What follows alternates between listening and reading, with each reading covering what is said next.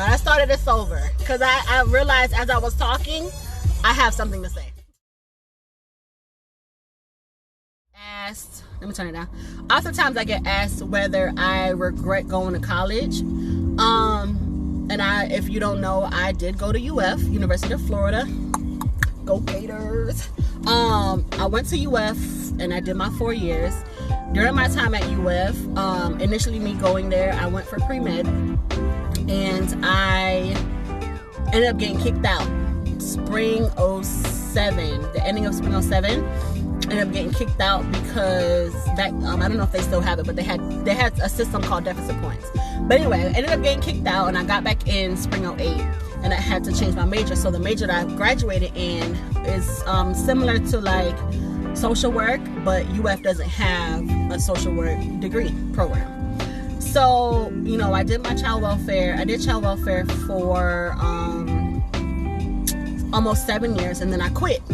I said I was done. I was tired. I actually developed anxiety from it. And it's not that it was just, I think my time in the field doing that was over.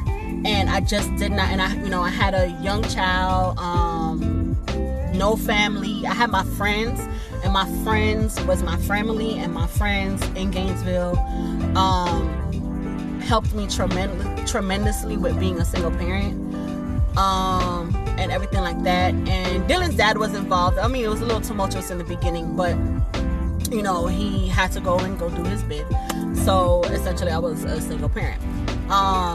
But I pretty much up and decided to quit in 2016 and moved back to South Florida and go to cosmetology school. And I did my cosmetology school, did my schooling, did 10 months full time, and I've spoken about that. But oftentimes people ask me if I regret going to college, and I've always said no. It took me a while to get to that because I kind of blame my parents in a sense, because I've been doing hair since I was in middle school. I'm doing mom's hair, people at church, I mean just people at school, all kind of stuff.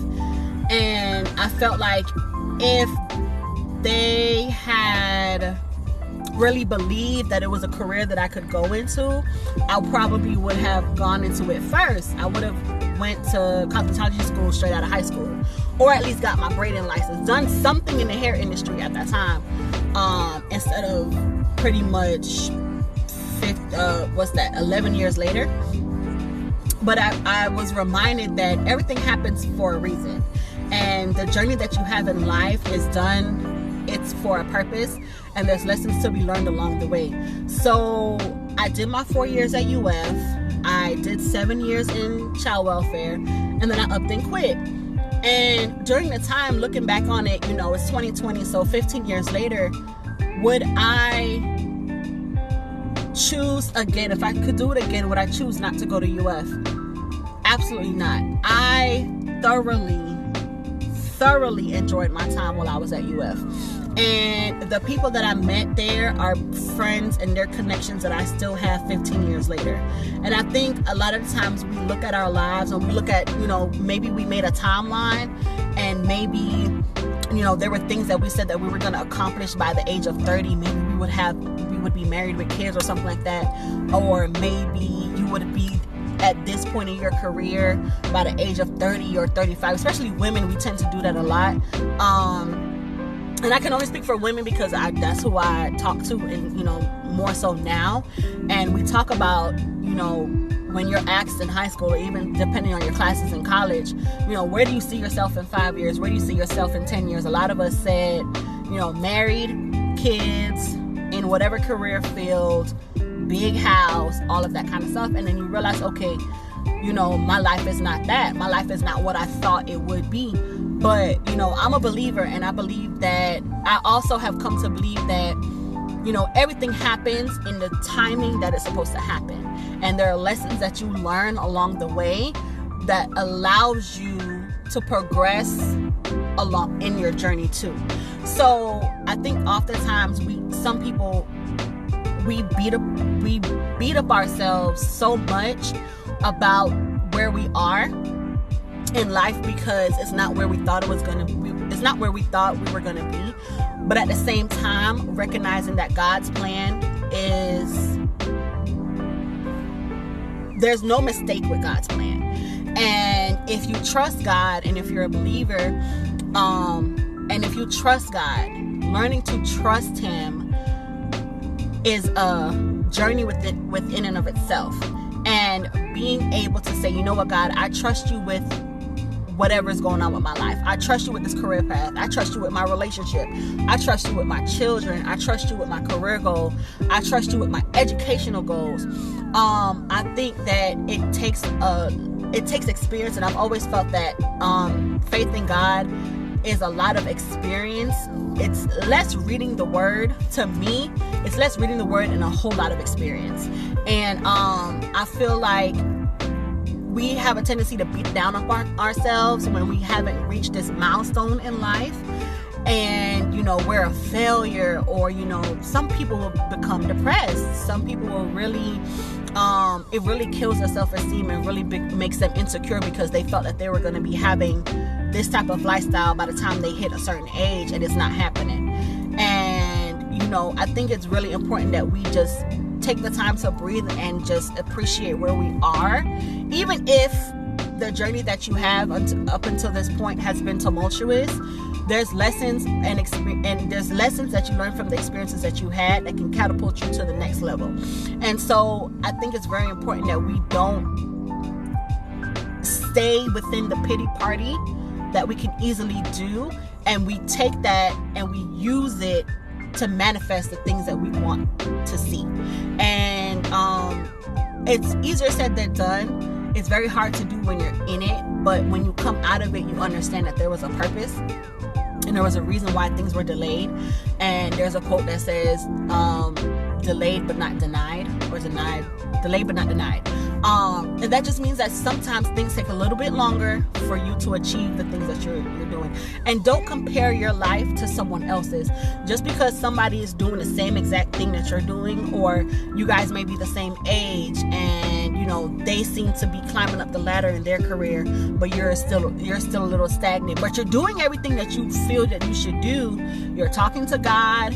You're maybe even getting some confirmations or revelations from Him, and things that you should be doing along the way.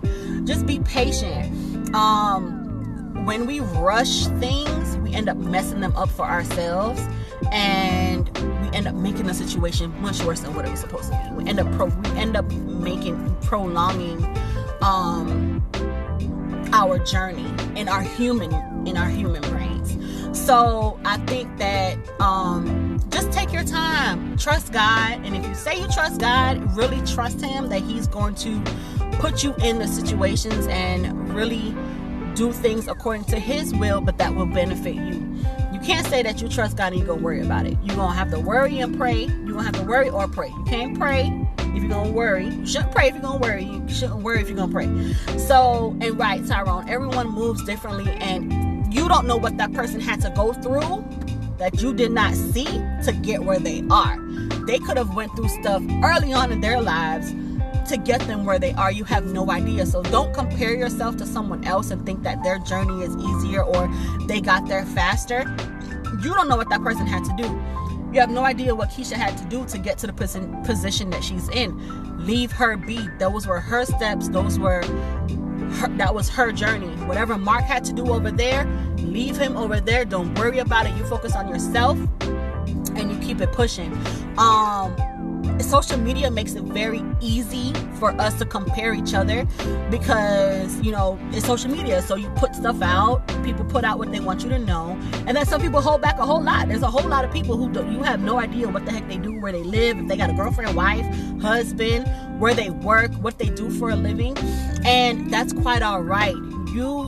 Social media is a means to be social. The same way we had it back in the day with the AOL chat rooms. You had no idea who these people looked like. You had no idea what they did. All you had to do was go off of what they told you. Do the same thing. But also be mindful of the people that you're surrounding yourself, your audience on social media, especially Facebook, because of course, if you have certain types of people that are your friends, those are the things that you're going to see in your news feed. So if you want to change if you want to change what you see on your newsfeed, you're going to have to change the people that you are friends with. There's certain people that you might have to delete and you might have to add. You might have to take yourself out of some groups and you might have to add yourself into some groups so that the notifications that you get are pleasing to what it is that you're trying to feed yourself. So, you know, it's just a reminder. I don't know, I guess it was just laid on my heart to say it, because I was just jamming to the music and it just kind of popped in. So I hope that it helps, and if anybody's going through something like that, just be patient. It's all right. Your journey is your own. You meditate, you pray, you ask God, and ask Him for your guidance. Ask Him for guidance and wisdom and discernment. Because there's also some people that we have in our lives that don't need to be there, and they can be a hindrance to us as well. As much as people say, oh, you know, I'm not influenced by other people, we thrive off of others. Even if you're an introvert, you can still thrive off of the energy of others. It's not necessarily that you need it, but you can, you know, benefit from it in some kind of way. We were not made to maneuver through this world alone. We do need people around, and I think it's essential to be very aware and cognizant of the type of people that you do have in your circle, and you have in your tribe. For the men, you have, you know, whoever you have, your homeboys, your bros, your family, whoever it is. I think it's very critical to be aware of the type of people you have around you. It's simple, you know. Do they ask you how you're doing? Do they ask you how your career is? Do they check up on you? Do you check up on them? Because a lot of times we get really selfish that these people don't do these things for us, but what are we doing to them? Are we showing the friendship that we want to receive? You have to, it's reciprocation. Friendships and relationships and everything like that is all reciprocation. So, you know, be mindful of what you're dishing out to, and if you're dishing out negativity, you're gonna get it back. If you're dishing out positivity, you're gonna receive it. Now, does that mean that if you're dishing out negativity, you won't receive positivity? You absolutely will. Or the vice versa, you absolutely will. But be the best version of yourself daily, and you will be fine. Don't compare yourself to anyone. Don't say, I wish I had this, and I wish I had that car like so-and-so, and I wish I had this house like so-and-so. You have no idea what that person had to do to get it, and you have no idea what their family maybe have gone through to obtain those materialistic treasures. But, you know, just live in the moment. You know, we're in quarantine. Well, I don't know if we're in quarantine anymore, but, you know, the world is opening back up, and, you know, just be mindful of who you are intentionally wanting to be, and be that person. And that's it. That's all I got. I didn't really expect a lot of feedback, but hopefully it helps somebody. You guys can feel free to share this to whoever it needs to be shared to. And yeah, so